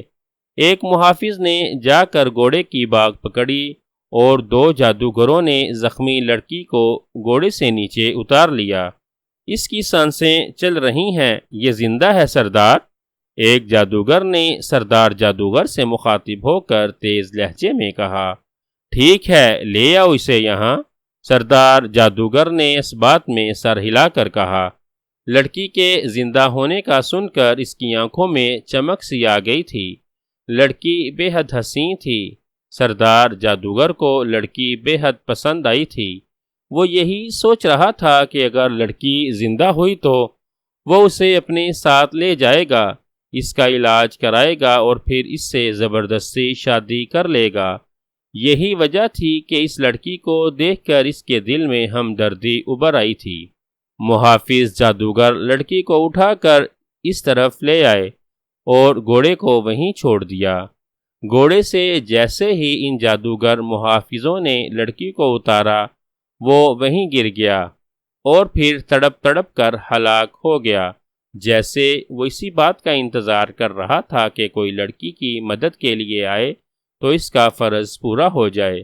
اسے میرے خیمے میں لے جاؤ، اور شامو جادوگر تم فوراً جاؤ اور جا کر شہر کے کسی قابل حکیم اور جراح کو یہاں لے آؤ۔ سردار جادوگر نے پہلے لڑکی لانے والے محافظ سے اور پھر ایک اور محافظ سے مخاطب ہو کر کہا، جو حکم سردار۔ اس محافظ نے کہا۔ دوسرے لمحے وہ ایڑی کے بل گھوما اور پھر یک لخت ایک بگولا بن کر وہاں سے غائب ہو گیا۔ دوسرے محافظ لڑکی کو اٹھا کر سردار جادوگر کی جھونپڑی میں لے گئے۔ سردار جادوگر ان کے ہمراہ ہی تھا۔ اس کے کہنے پر محافظوں نے لڑکی کو سردار جادوگر کے خوبصورت پلنگ پر لٹا دیا تھا۔ سردار جادوگر نے آگے بڑھ کر لڑکی کی کمر میں گھسے ہوئے تیر دیکھے۔ تیر آدھے سے زیادہ اس کی کمر میں پیوست تھے۔ اس کے لباس پر خون کافی حد تک جم چکا تھا۔ یوں لگ رہا تھا جیسے اسے تیر لگے کافی دیر ہو چکی ہو۔ سردار جادوگر نے ایک بار پھر لڑکی کی سانسیں دیکھیں۔ اس کی سانسیں بے حد دھیمی تھیں۔ اوہ، یہ تو آخری دموں پر معلوم ہوتی ہے۔ اگر یہ ہلاک ہو گئی تو؟ سردار جادوگر نے پریشانی کے عالم میں کہا۔ اس نے کچھ سوچ کر لڑکی کی کمر میں گڑا ہوا تیر پکڑا اور اسے ایک جھٹکے سے باہر کھینچ لیا۔ لڑکی بے ہوش تھی، اس لیے اس کے جسم میں کوئی حرکت نہیں ہوئی تھی۔ یہ دیکھ کر سردار جادوگر کو کچھ حوصلہ ہوا۔ اس نے دوسرا تیر پکڑا اور اسے بھی جھٹکے سے باہر نکال لیا۔ جیسے ہی لڑکی کی کمر سے دوسرا تیر نکلا، اچانک ایک جھماکہ سا ہوا اور لڑکی کا جسم یک لخت جل کر راکھ ہوتا چلا گیا۔ لڑکی کو اس طرح جل کر راکھ ہوتا دیکھ کر سردار جادوگر بری طرح سے اچھل پڑا۔ وہ حیرت سے آنکھیں پھاڑ پھاڑ کر بستر پر پڑی راکھ کو دیکھ رہا تھا، جو چند لمحے قبل ایک زندہ لڑکی تھی۔ سردار جادوگر خیمے سے باہر نکلا تو محافظ جادوگر چونک کر اس کی طرف دیکھنے لگے۔ سنو، میں شہنشاہ افراسیاب کے پاس دربار میں جا رہا ہوں۔ لڑکی کی حالت بہت خراب ہے۔ میں نے اسے جادو سے کالے صحرا میں موجود سب سے زیادہ قابل حکیم تلموج کے پاس بھیج دیا ہے۔ شامو جادوگر جب حکیم لائے تو اسے واپس بھجوا دینا۔ اب اس کی کوئی ضرورت نہیں ہے، سردار جادوگر نے کہا۔ تو محافظوں نے اس بات میں سر ہلا دیے۔ اسی لمحے سردار جادوگر اچانک ان کی نظروں سے غائب ہو گیا۔ دوسرے لمحے وہ شہنشاہ افراسیاب کے دربار میں نمودار ہوا۔ شہنشاہ افراسیاب دربار سجائے بڑی شان سے تخت پر بیٹھا تھا اور کسی بات پر خوش ہو کر ہنس رہا تھا۔ اس کے قریب وزیر اعظم اور سپہ سالار بڑے معززانہ انداز میں کھڑے تھے۔ سردار جادوگر کو وہاں نمودار ہوتا دیکھ کر وہ سب چونک پڑے۔ سردار جاگوش، تم یہاں؟ شہنشاہ افراسیاب نے اس کی طرف دیکھتے ہوئے بڑے دبنگ لہجے میں کہا۔ ہاں شہنشاہ جادوگراں، میں ایک بہت بری خبر لایا ہوں۔ سردار جادوگر نے قدرے سرخم کرتے ہوئے کہا۔ یہ کیا تم نے شہنشاہ جادوگراں کو جھک کر سلام کیوں نہیں کیا؟ سپہ سالار نے اس کی طرف دیکھ کر غصیلے لہجے میں کہا۔ میری کمر میں درد ہے جناب۔ اگر میں نے جھکنے کی کوشش کی تو درد کی شدت سے میں بے حال ہو جاؤں گا اور ہو سکتا ہے کہ میں بے ہوش ہو جاؤں۔ میرے پاس شہنشاہ افراسیاب کے لیے ایک اہم خبر ہے، سردار جادوگر نے کہا۔ کیا خبر ہے، بتاؤ؟ شہنشاہ افراسیاب نے اس کی طرف غور سے دیکھتے ہوئے کہا۔ نہیں آقا، وہ ایسی خبر ہے جو میں آپ کو تنہائی میں بتانا چاہتا ہوں۔ اگر میں نے سب کے سامنے وہ بات بتائی تو معاملہ خراب ہو جائے گا، سردار جادوگر نے کہا۔ کیا مطلب؟ یہ تم کیا کہہ رہے ہو؟ کیا معاملہ خراب ہو جائے گا؟ شہنشاہ افراسیاب نے چونک کر کہا۔ یہ بھی آپ کو میں اکیلے میں ہی بتاؤں گا شہنشاہ جادوگراں، سردار جادوگر نے کہا۔ او نہیں، ٹھیک ہے آؤ، شہنشاہ افراسیاب نے کہا۔ اس نے تالی بجائی۔ اسی لمحے سردار جادوگر کی آنکھوں کے سامنے سے منظر بدل گیا۔ اب وہ شہنشاہ افراسیاب کی دربار کی بجائے ایک بہت بڑے اور خوبصورت کمرے میں موجود تھا۔ سامنے ایک شاندار مسند تھی۔ مسند پر شہنشاہ افراسیاب بالکل اسی انداز میں بیٹھا جیسے وہ دربار میں تخت پر بیٹھا ہوا تھا۔ اس نے پلک جھپکتے میں سارا منظر بدل دیا تھا۔ اب بولو، شہنشاہ افراسیاب نے اس کی طرف غور سے دیکھتے ہوئے کہا۔ آقا، بڑی ملکہ کی جان خطرے میں ہے، سردار جادوگر نے کہا، اور اس کی بات سن کر شہنشاہ افراسیاب بری طرح سے اچھل پڑا۔ کیا کہا تم نے؟ شہنشاہ افراسیاب نے بری طرح سے چونکتے ہوئے کہا۔ بڑی ملکہ زنگاری جادوگرنی کی زندگی خطرے میں ہے؟ طلسم ہوشربا میں میرے پاس عیاروں کے عیار اور دنیا کے چالاک ترین انسان امرو عیار کے داخلے کی اطلاع ہے، سردار جادوگر نے کہا۔ اور اس بار امرو کا نام سن کر شہنشاہ افراسیاب یوں بری طرح سے اچھلا جیسے مسند کے نیچے سے کسی نے انتہائی زہریلے ناگ نے اس کے پیر پر ڈس لیا ہو۔ وہ ایک جھٹکے سے اٹھ کھڑا ہوا۔ امرو عیار طلسم ہوشربا میں، یہ تم کیا کہہ رہے ہو؟ شہنشاہ افراسیاب نے اس کی طرف آنکھیں پھاڑ پھاڑ کر دیکھتے ہوئے کہا، ہاں آقا، میرے پاس ایک جادو آئینہ ہے، آپ ایک نظر اسے دیکھ لیں، آپ کو خود ہی امرو کے بارے میں پتہ چل جائے گا۔ سردار جادوگر نے کہا۔ پھر اس نے جیب سے ایک چھوٹا سا گول شیشہ نکالا اور دونوں ہاتھ پر رکھ کر بڑے موزبانہ انداز میں شہنشاہ افراسیاب کی طرف بڑھا دیا۔ شہنشاہ افراسیاب چند لمحے حیرت سے اس کی طرف دیکھتا رہا، مگر سردار جادوگر کا سر جھکا ہوا تھا اور وہ بے حد مؤدب اور سنجیدہ تھا۔ شہنشاہ افراسیاب نے ہاتھ بڑھا کر سردار جادوگر کے ہاتھوں سے آئینہ اٹھا لیا۔ آئینہ دھندلا تھا۔ شہنشاہ افراسیاب نے آئینہ دیکھا تو بے اختیار چونک پڑے۔ آئینے میں امرو نظر آ رہا تھا جو ایک جھونپڑی میں کھڑا تھا۔ سامنے پلنگ پر ایک خوبصورت لڑکی پڑی ہوئی تھی جس کی کمر میں 2 تیر گڑے ہوئے تھے۔ اس کے قریب سردار جادوگر کھڑا تھا۔ یہ شہنشاہ افراسیاب نے حیرت زدہ لہجے میں کہا، مگر اچانک سردار جادوگر کا دایاں ہاتھ حرکت میں آیا۔ اس کے ہاتھ سے کوئی چیز نکل کر شہنشاہ افراسیاب کی طرف بڑھی۔ شہنشاہ افراسیاب نے بکھلا کر سر ایک طرف کرنا چاہا، مگر سردار جادوگر کی پھینکی ہوئی چھوٹی سی گیند اس کی ناک سے آ ٹکرائی۔ ایک دھماکہ ہوا، شہنشاہ افراسیاب کی آنکھوں کے سامنے دھواں سا پھیلا اور وہ لہرا کر مسند سے ٹکراتا ہوا نیچے گر گیا اور پھر نہ اٹھ سکا۔ یہ سب میں نے تم تک پہنچنے کے لیے کیا تھا شہنشاہ افراسیاب۔ سردار جادوگر نے اسے بے ہوش گرتے دیکھتے ہوئے انتہائی زہریلے انداز میں مسکراتے ہوئے کہا۔ اس بار اس کے منہ سے نکلنے والی آواز سردار جادوگر کی نہیں بلکہ امرو عیار کی تھی، عیاروں کے عیار خواجہ امرو عیار کی۔ سنہری تختی نے امرو عیار کو بڑی ملکہ اور اس کی مسلمانوں کے خلاف خوفناک سازش کے بارے میں تفصیل بتا دی تھی، جسے جان کر غیظ و غضب سے امرو کا برا حال ہو گیا تھا۔ سنہری تختی نے ایک جاسوس جادوگر کے ذریعے ایک ایسے تالاب میں جادو جل ملانے کا بھی بتا دیا تھا جو ہادی ثانی کے لشکر کے قریب ہی تھا۔ لشکری اس تالاب سے پانی پیتے تھے اور جن لوگوں نے اس تالاب سے پانی پیا تھا وہ لوگ اس جادو جل کا شکار ہو گئے تھے اور راتوں رات سیاہ مورتیوں میں بدل گئے تھے۔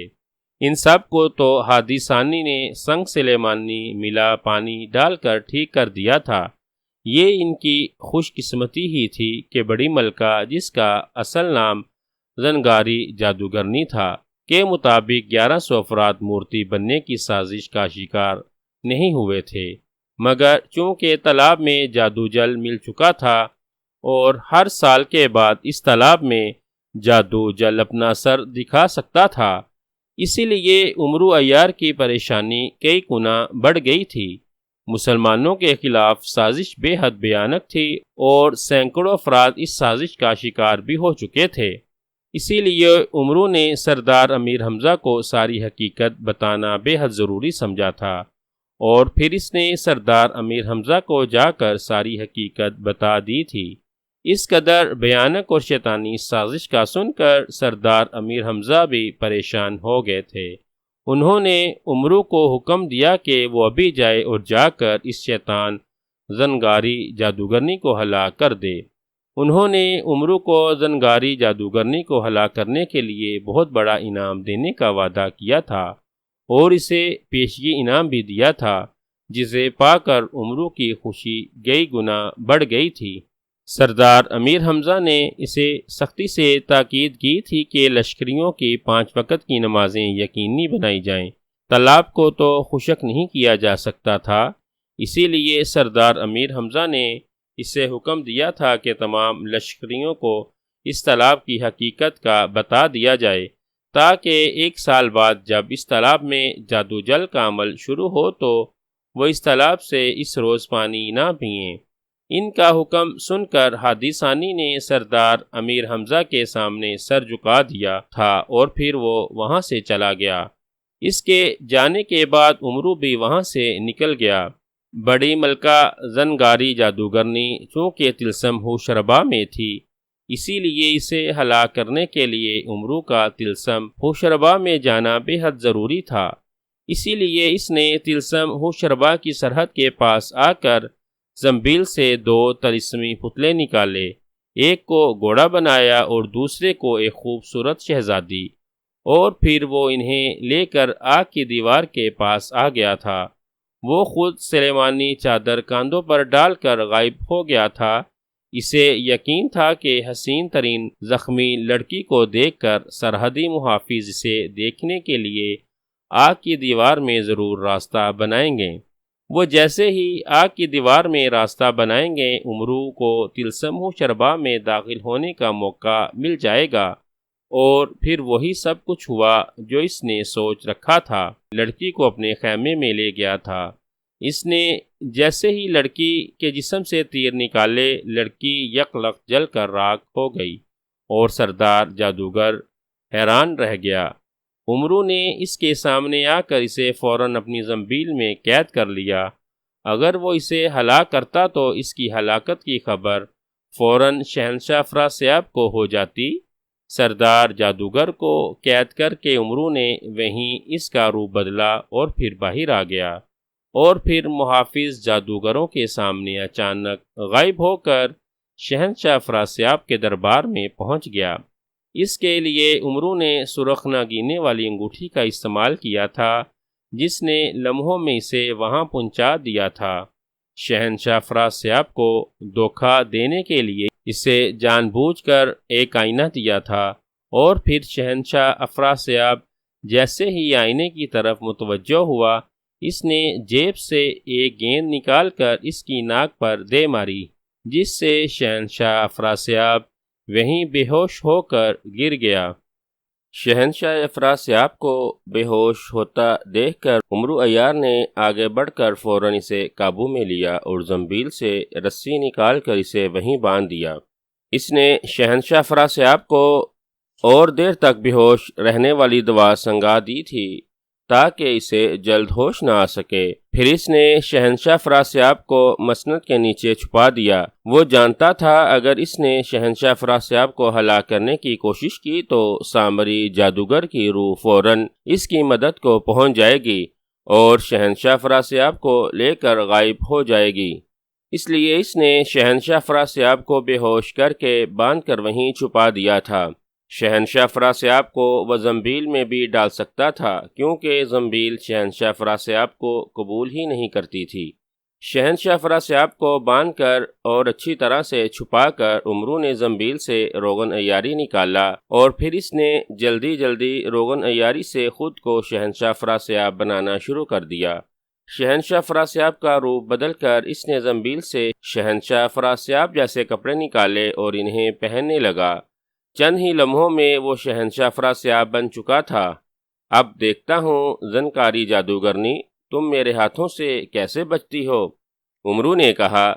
اسی لمحے وہاں روشنی چمکی اور اچانک وہاں شہنشاہ افراسیاب کی چہیتی بیوی اور امرو کی سب سے بڑی دشمن ملکہ حیرت جادو نمودار ہوئی۔ اسے اس طرح اچانک وہاں نمودار ہوتا دیکھ کر امرو بے اختیار اچھل پڑا۔ اسے یوں محسوس ہوا جیسے ملکہ حیرت جادو کو ساری بات کا پتہ چل گیا ہے کہ شہنشاہ افراسیاب کے بیس میں اس کے سامنے امرو عیار موجود ہے۔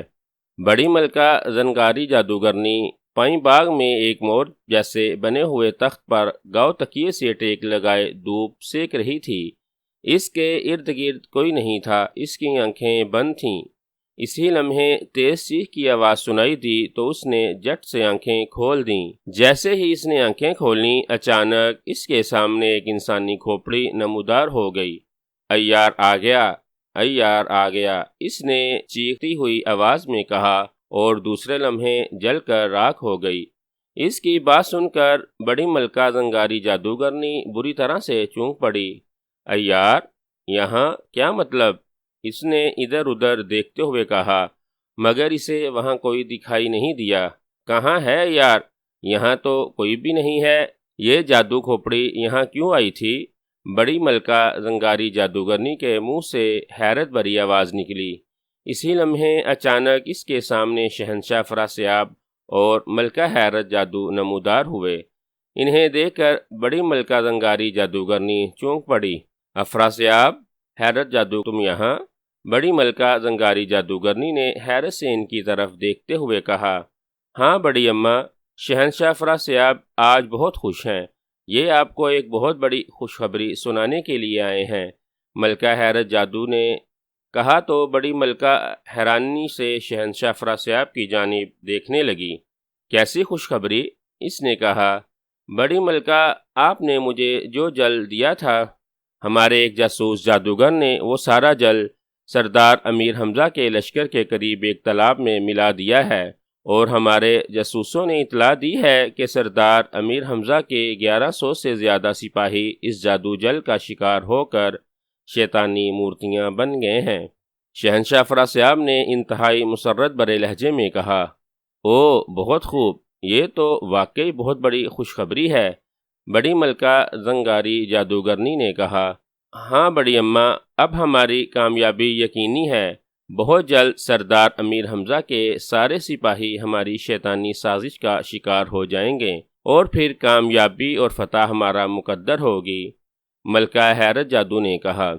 یہ سب کچھ آپ کی وجہ سے ممکن ہوا ہے بڑی اماں، اس لیے آپ مبارکباد کی مستحق ہیں۔ میں یہاں ملکہ حیرت جادو کے ساتھ آپ کا شکریہ ادا کرنے کے لیے آیا ہوں۔ مجھے اجازت دیں، میں آپ کے پیروں میں سر رکھ کر آپ کا شکریہ ادا کرنا چاہتا ہوں۔ شہنشاہ افراسیاب نے بڑی لجاجت سے کہا، جو اصل میں امرو عیار تھا۔ ملکہ حیرت جادو کو اس پر کوئی شک نہیں ہوا تھا۔ امرو نے اسے بڑی ملکہ زنگاری کے بارے میں بتایا تو وہ مسلمانوں کے خلاف سازش کا سن کر بے حد خوش ہوئی، اور پھر وہ دونوں بڑی اماں زنگاری جادوگرنی کا شکریہ ادا کرنے کے لیے وہاں پہنچ گئے۔ ملکہ حیرت جادو تو وہاں جادو سے نمودار ہوئی تھی، مگر امرو کو یہاں آنے کے لیے سر نخینے والی انگوٹھی کا استعمال کرنا پڑا تھا۔ اوہ ٹھیک ہے، میں تمہارا شکریہ قبول کرتی ہوں، بڑی ملکہ زنگاری نے مسکرا کر کہا۔ امرو نے زنبیل میں ہاتھ ڈال کر ابراہیمی خنجر ہاتھ میں لے لیا اور آہستہ آہستہ بڑی ملکہ زنگاری کے قریب بیٹھنے لگا۔ اس کا ارادہ تھا کہ وہ اچانک زنبیل سے خنجر نکال کر بڑی ملکہ زنگاری جادوگرنی کے سینے میں کھونپ دے گا، لیکن ابھی وہ تھوڑا ہی جھکا تھا کہ اسی لمحے وہاں ایک اور جادو کھوپڑی نمودار ہوئی۔ یہ عیار ہے، یہ عیار ہے، جادو کھوپڑی نے بری طرح سے چیختے ہوئے کہا۔ ساتھ ہی اس نے امرو کی طرف زور سے پھونک ماری تو اچانک امرو عیار شہنشاہ افراسیاب سے بدل کر اپنی اصلی شکل و صورت میں آ گیا۔ شہنشاہ افراسیاب کی جگہ وہاں امرو عیار کو دیکھ کر نہ صرف بڑی ملکہ زنگاری جادوگرنی بلکہ ملکہ حیرت جادو بھی بری طرح سے اچھل پڑی تھی۔ امرو نے بکھلا کر جادو کھوپڑی کی طرف دیکھا، جو یہ کہہ کر فوراً جل کر راکھ بن گئی تھی۔ امرو جادو کھوپڑی کو راکھ بنتے دیکھتے ہی پھرتی سے مڑا اور اس نے زنبیل سے ابراہیمی خنجر نکالا اور بڑی ملکہ زنگاری جادوگرنی کے عین سینے میں دے مارا، مگر اب اسے دیر ہو چکی تھی۔ امرو کو اصلی حالت میں آتا دیکھ کر بڑی ملکہ زنگاری جادوگرنی اچانک مور تخت سے غائب ہو گئی اور امرو کا خنجر خالی تخت میں جا لگا۔ شہنشاہ افراسیاب کی جگہ امرو عیار کو وہاں دیکھ کر ملکہ حیرت جادو کی آنکھیں حیرت سے پھٹ پڑی تھیں۔ وہ ساکت و صامت امرو کی طرف دیکھ رہی تھی۔ پھر اچانک اسے ہوش آ گیا۔ اس نے فوراً ہاتھ لہرائے اور وہاں سے بڑی ملکہ زنگاری جادوگرنی کی طرح خود بھی غائب ہو گئی۔ بڑی ملکہ زنگاری جادوگرنی کو اس طرح غائب ہوتا دیکھ کر امرو بکھلا گیا تھا۔ وہ تیزی سے اٹھا تو وہاں سے ملکہ حیرت جادو کو بھی غائب پایا۔ اسی لمحے اس سے کچھ فاصلے پر ایک لمبا تڑنگا نوجوان، اس کے پیچھے سبز لباسوں والے بے شمار سپاہی تلواریں لیے نمودار ہوئے۔ لمبے تڑنگے نوجوان نے سر پر سبز پٹی باندھ رکھی تھی، اس کے ہاتھ میں تلوار تھی۔ وہ رہا امرو عیار، پکڑو اسے، اس کے ٹکڑے اڑا دو۔ اس لمبے تڑنگے آدمی نے چیخ کر کہا۔ انہیں دیکھ کر عمرو بڑک کر اٹھا اور تیزی سے ایک طرف بھاگ اٹھا۔ پکڑو، جانے نہ پائے، نوجوان نے چیختے ہوئے کہا اور عمرو کو جیسے پر لگ گئے۔ وہ برق رفتاری سے بھاگتا ہوا پائیں باغ سے نکلتا چلا گیا۔ ابراہیمی خنجر اس کے ہاتھ میں تھا۔ اسے اپنے پیچھے بھاگتے قدموں کی آوازیں سنائی دے رہی تھیں۔ وہ بجلی کی سی تیزی سے بھاگتا ہوا محل کے بیرونی حصے کی طرف جا رہا تھا۔ بڑی ملکہ زنگاری جادوگرنی واقعی غائب ہو گئی تھی۔ وہ شاید محل میں چلی گئی تھی۔ عمرو اسے ہر صورت میں ہلاک کرنا چاہتا تھا، اس لیے وہ بھاگتا ہوا محل کی طرف جا رہا تھا۔ محرابی دروازوں سے اندر داخل ہو کر وہ بھاگتا ہوا دوسری طرف آیا تو ایک راہداری میں اسے دو سبز لباس والے محافظ دکھائی دیے۔ محافظوں کو دیکھ کر عمرو پلٹا اور دوسری طرف بھاگنے لگا۔ وہ رہا، پکڑو اسے، سپاہیوں نے ایک ساتھ چیخ کر کہا۔ عمرو تیزی سے بھاگتا ہوا دوسری طرف آیا تو سامنے اسے سیڑھیاں دکھائی دیں۔ وہ اچھل کر سیڑھیوں کی طرف آیا تو اچانک نیچے سے وہی طاقتور نوجوان نظر آیا جو پائیں باغ میں سپاہیوں کے ساتھ اچانک نمودار ہوا تھا۔ اس کا منہ دوسری طرف تھا، لیکن اس نے جیسے ہی سیڑھیاں اترنے کی آوازیں سنی وہ بجلی کی سی تیزی سے سیڑھیوں کی طرف مڑا۔ اس طاقتور آدمی کو دیکھ کر عمرو بکھلا گیا۔ وہ بھاگتا ہوا سیڑھیاں اتر رہا تھا، اس لیے وہ خود کو نیچے آنے سے نہیں روک سکا اور سیڑھیاں اترتا ہوا تیزی سے نیچے آ گیا۔ جیسے ہی وہ بھاگتا ہوا طاقتور آدمی کے قریب آیا، طاقتور آدمی نے تلوار گھما کر اسے مارنے کی کوشش کی، مگر عمرو فوراً نیچے جھک گیا۔ طاقتور آدمی کی تلوار گھومتی ہوئی عین عمرو کے اوپر سے گزر گئی۔ اچانک جھکنے کی وجہ سے عمرو اپنا توازن برقرار نہ رکھ سکا تھا اور وہ دڑم سے نیچے آ گرا۔ اسے گرتے دیکھ کر سیڑھیوں سے نیچے بھاگ کر آتے ہوئے دو سبز لباس والے محافظ تلواریں لیے فوراً اس کے سر پر پہنچ گئے۔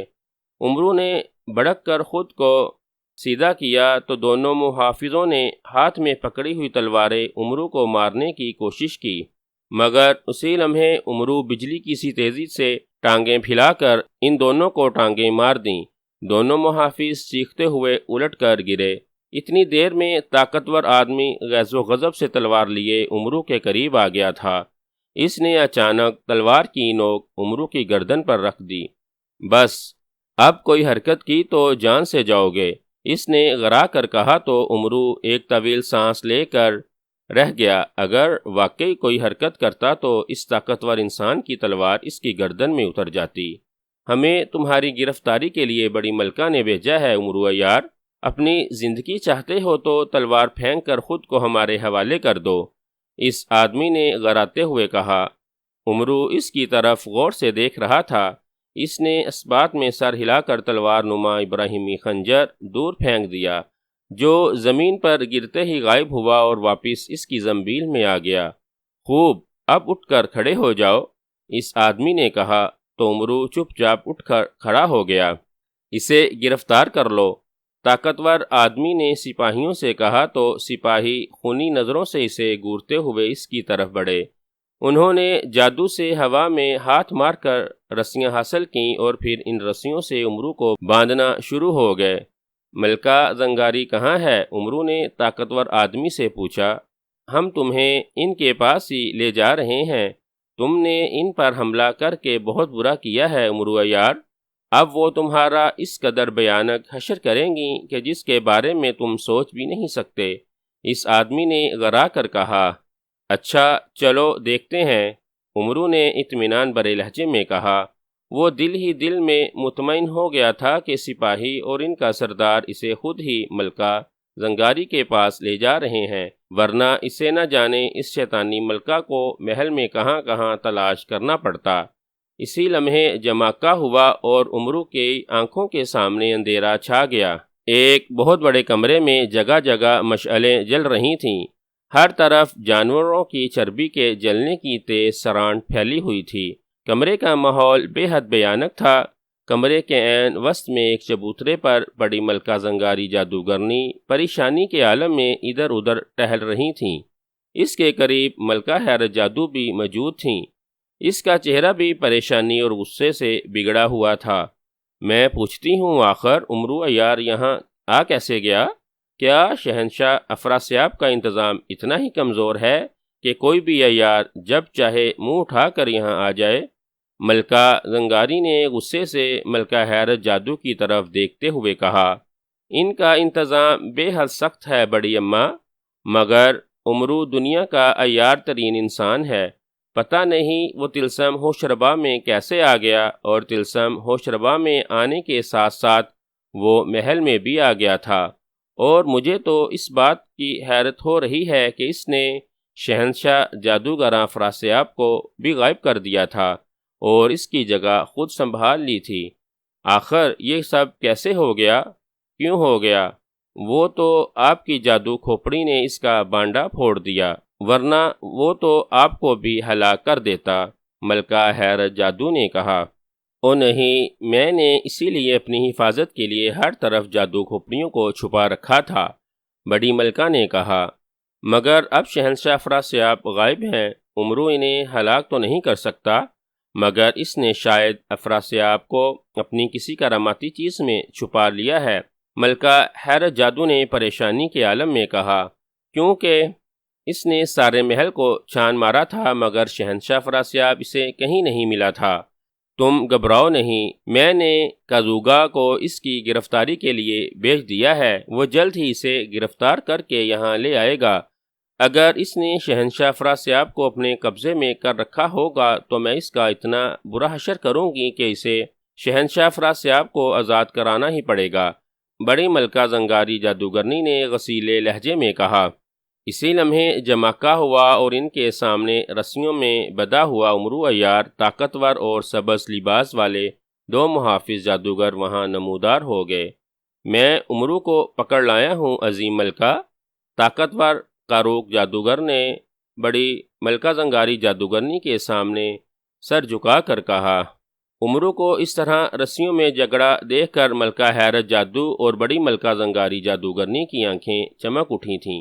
ملکہ حیرت جادو نے چھلانگ لگائی اور چبوترے سے اتر کر عمرو کے پاس آ گئی۔ اس نے ایک محافظ جادوگر سے تلوار چھینی اور نہایت غصیلے انداز میں عمرو کی طرف بڑھی۔ رک جاؤ ملکہ حیرت جادو، اگر تم نے غصے میں آ کر اسے ہلاک کر دیا تو پھر اس سے شہنشاہ افراسیاب کا کبھی پتہ نہیں لگ سکے گا، بڑی ملکہ زنگاری جادوگرنی نے چیختے ہوئے کہا۔ تو ملکہ حیرت جادو کو جیسے ہوش آ گیا اور وہ وہیں رک گئی، ورنہ وہ تلوار کے ایک ہی وار سے عمرو کا سر تن سے جدا کر دینا چاہتی تھی۔ زنگاری جادوگرنی کی بات سن کر عمرو چونک پڑا۔ دوسرے لمحے وہ ساری بات سمجھ گیا، اس کے ہونٹوں پر بے اختیار زہر انگیز مسکراہٹ آ گئی۔ اس کا مطلب تھا کہ انہیں ابھی تک شہنشاہ افراسیاب نہیں ملا تھا، جسے وہ باندھ کر اور بے ہوش کر کے اس کے کمرے میں مسند کے نیچے چھپا آیا تھا۔ شہنشاہ افراسیاب کہاں ہے عمرو عیار؟ بتاؤ، ورنہ میں تمہاری جان لے لوں گی، ملکہ حیرت جادو نے ہاتھ بڑھا کر تلوار عمرو کی گردن پر رکھتے ہوئے انتہائی غصیلے لہجے میں کہا۔ شہنشاہ افراسیاب؟ کون شہنشاہ افراسیاب؟ عمرو نے جان بوجھ کر انجان بنتے ہوئے کہا۔ بکو مت، تم نے شہنشاہ افراسیاب کا بیس بدل رکھا تھا اور تم ہی ان کے شاہی کمرے میں موجود تھے، اس کا مطلب ہے کہ تم نے ہی شہنشاہ افراسیاب کو کہیں غائب کر دیا ہے۔ بتاؤ کہاں غائب کیا ہے ان کو تم نے؟ ملکہ حیرت جادو نے غصے سے چیختے ہوئے کہا۔ شہنشاہ افراسیاب غائب ہیں؟ ارے کیا واقعی؟ کہاں گیا وہ؟ عمرو نے اسی انداز میں کہا۔ زیادہ چلاک بننے کی کوشش مت کرو عمرو عیار، میں تمہیں خوب سمجھتی ہوں، ملکہ حیرت جادوگر آئی۔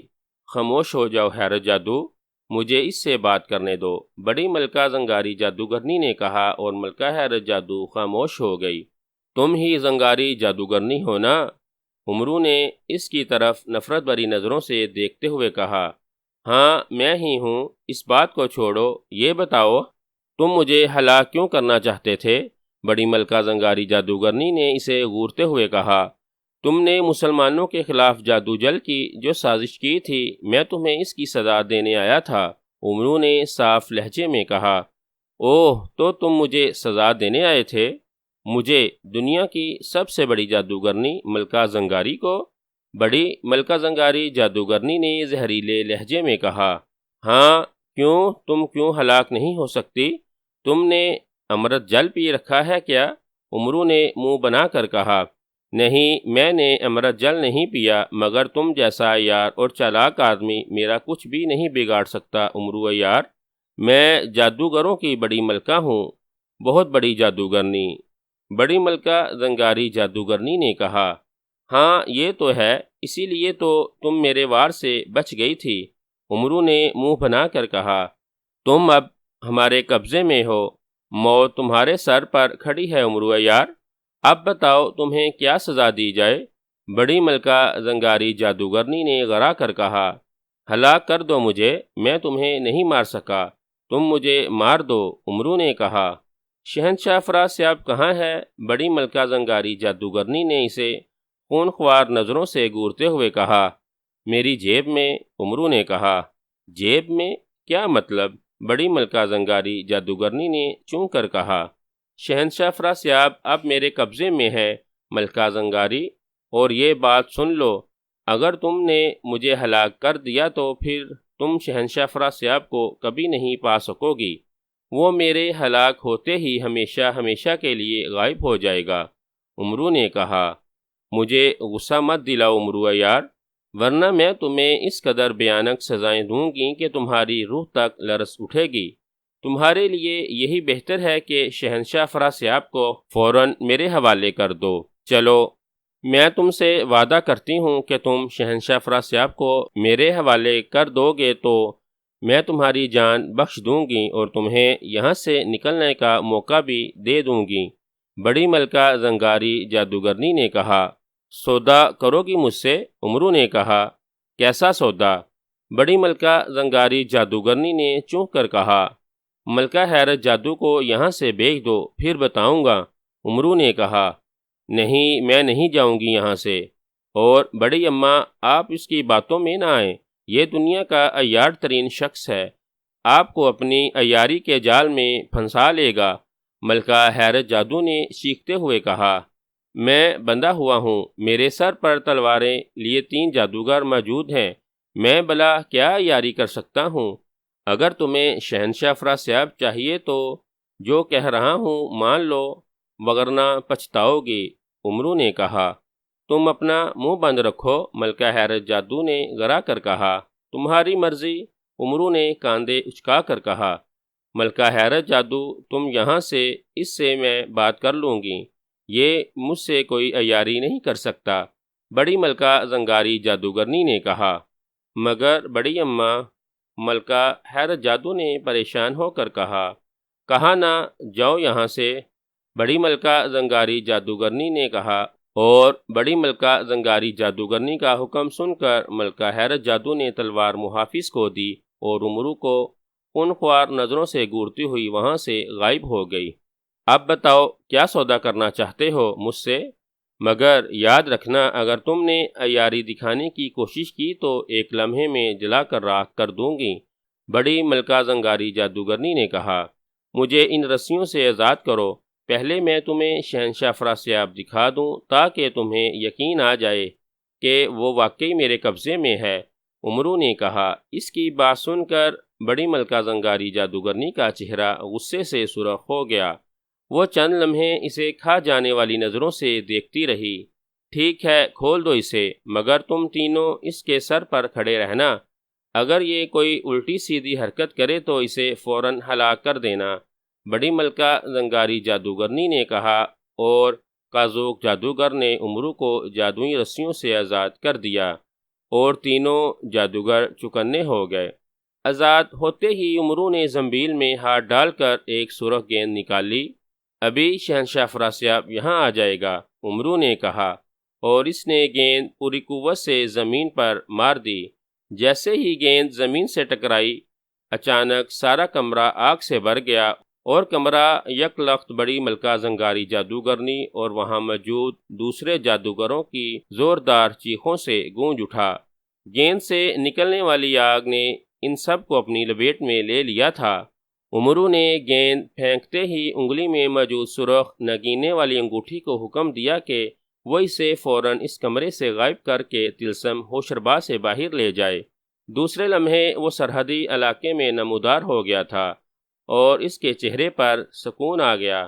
سرخ گیند کی خوفناک آگ سے نہ کازوگا جادوگر بچ سکتا تھا، نہ اس کے ساتھی اور نہ ہی بڑی ملکہ زنگاری جادوگرنی۔ آگ اس وقت تک ختم نہیں ہو سکتی تھی جب تک وہ سب جل کر راکھ نہ ہو جاتے۔ امرو نے اپنا مقصد حاصل کر لیا تھا، اسی لیے وہ خوش تھا، بے حد خوش۔